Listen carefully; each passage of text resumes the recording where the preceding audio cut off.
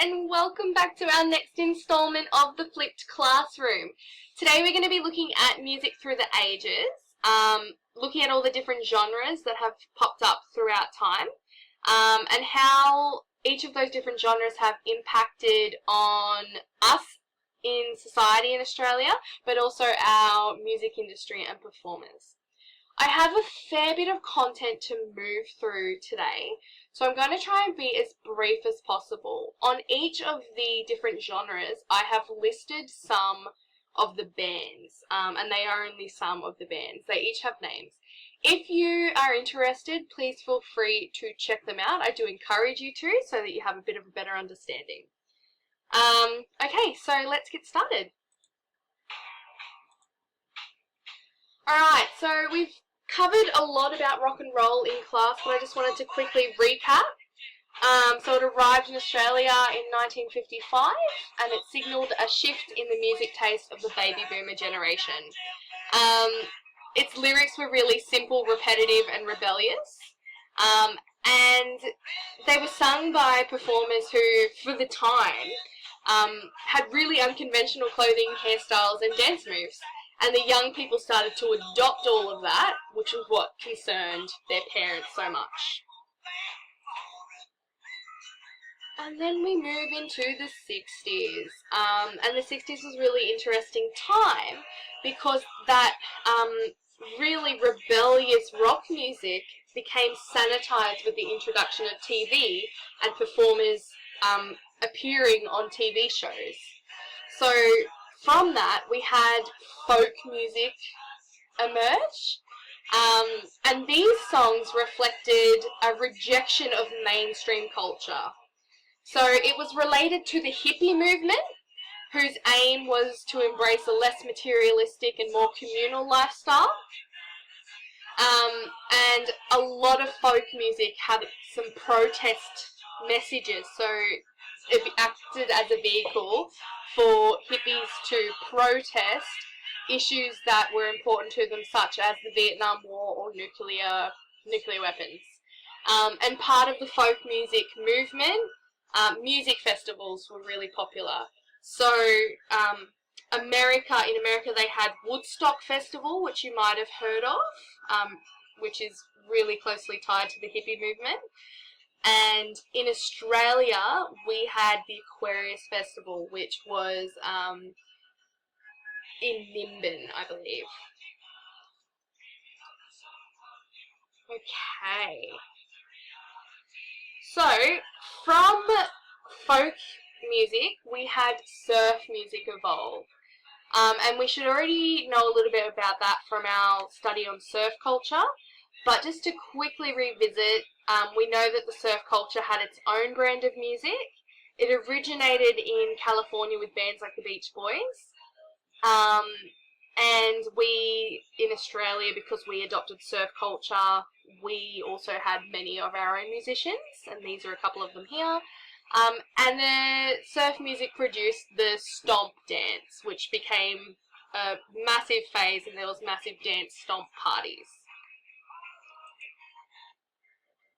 Okay, so then we're moving into the 70s now, and the first genre, the 70s was quite a diverse time, and the first genre that we're going to talk about is bubblegum music. So bubblegum music was directly targeted at teenagers, and it had catchy lyrics and dance music, and from bubblegum music, soft rock emerged, and soft rock was very similar, but it was aimed more towards young adults rather than teenagers. So we've got a couple of examples here. I've got the Monkees playing in the background, so they're singing Believer.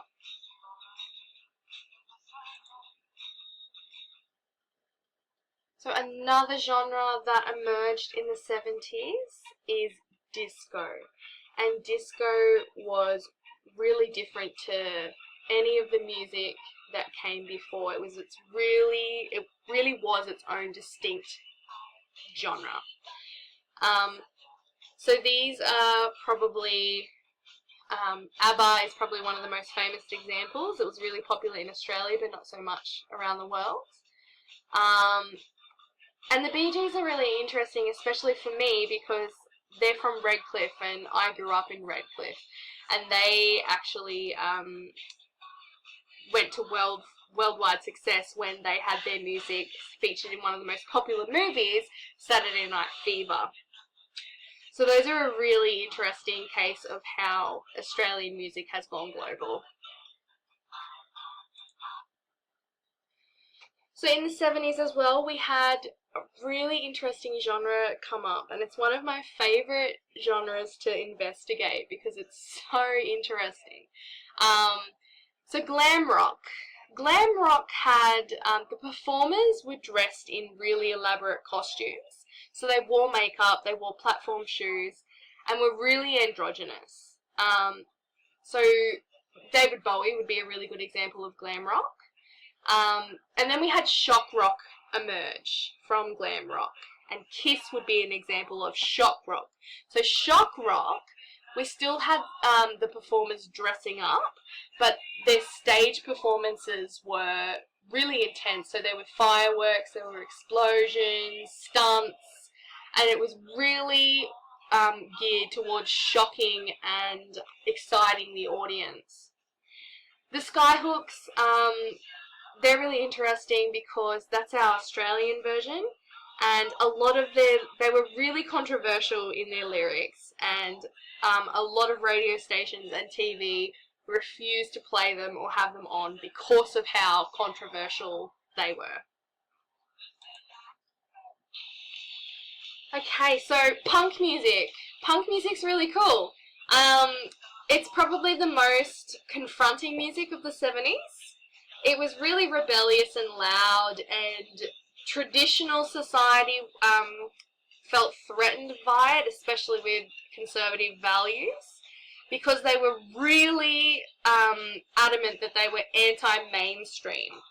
So they made their own sort of subculture within popular culture.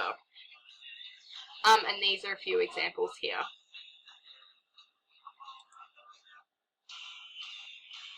Then we move into the 80s. The 80s were a really diverse time for music in Australia. I'm not going to focus on all of them because of time constraints, but there's two that I really want to draw your attention to. So the first one is pub rock, and because of the diversity of music, we had a booming nightclub and pub scene in Australia, where performers and musicians would play to live audiences, and that was it was a cultural experience, was to go to the pub and listen to a band. We also started to adopt a distinct Australian sound with pub rock. So we weren't replicating the music styles from the US and Britain anymore. We had our own sound, we'd given it our own twist, and we're singing about uniquely Australian issues. And so these are a few Australian pub rock bands. Feel free to check them out, they are pretty great. The other genre from the 80s that I really wanted to talk about was gangster rap.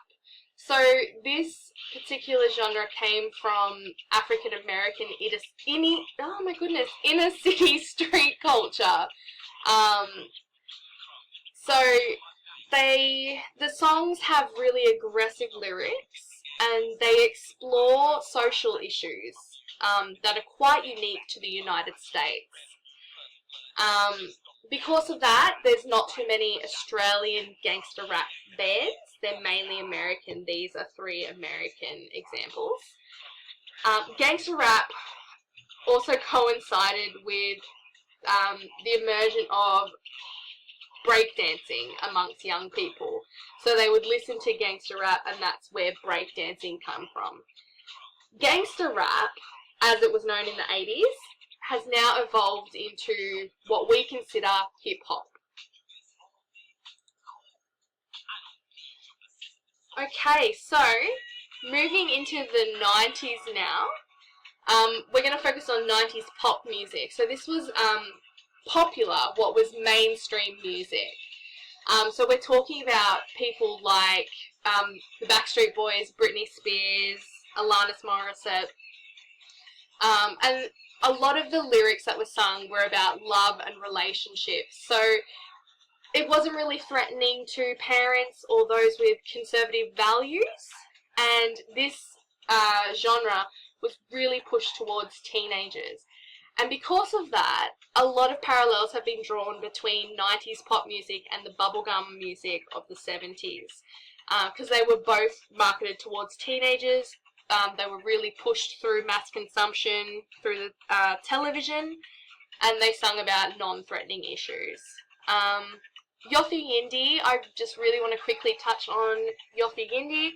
They were a really cool band because they sort of fused Indigenous Australian music, so didgeridoos, Aboriginal language and Aboriginal dance, with contemporary instruments, and they really drew attention to Indigenous issues in a popular culture setting. So they did a lot to help out and draw attention to the really sad state of Indigenous affairs. And then we have alternative rock. So alternative rock is our last one, and they really wanted to stand apart from that really commercialized music from the 80s. So their lyrics dealt with social and emotional issues that were really relevant to the young people who were their main listeners. And Triple J, the radio station, has played a really important part throughout popular culture history in bringing alternative music to the people of Australia, and they still do today. So the Whitlams is an example of an Australian band, but we also have the Red Hot Chili Peppers, the Violent Femmes, R.E.M., you might know Counting Crows or Smashing Pumpkins. Okay, so that's it for this session. Don't forget to check out the Google form and fill it out, and I cannot wait to see you in class. Bye!